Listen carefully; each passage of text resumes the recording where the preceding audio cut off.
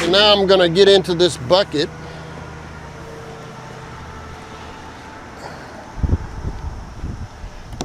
Cutting all the little tabs so I can lift up the edges.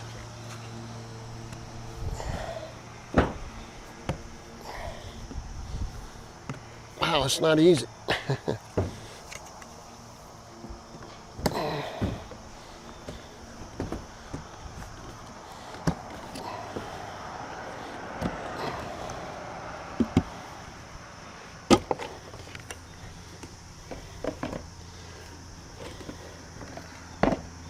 Now, with this little paint deal, I could scoop it in there, but guess what? It drips constantly, gets on you.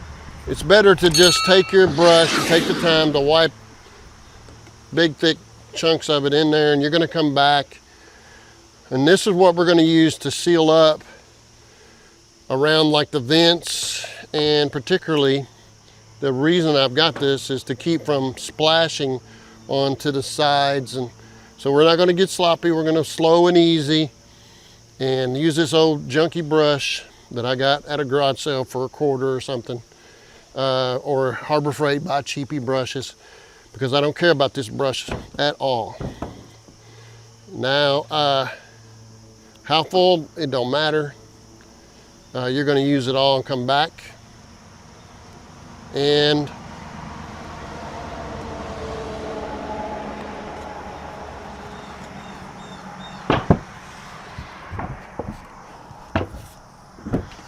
come over here.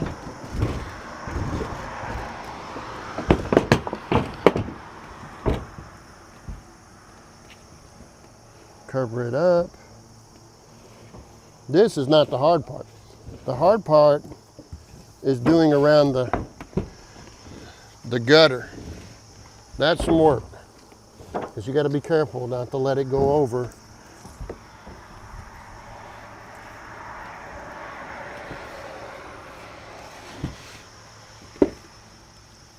Glob it on there.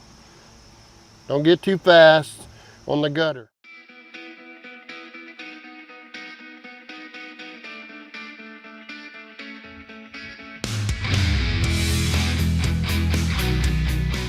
Should say that this Gardner Wet and Dry says it's 3-year warranty, but it's got fine print underneath it. Maybe Spanish. I don't know who you would go to prove that it didn't work. What's going on, Clay?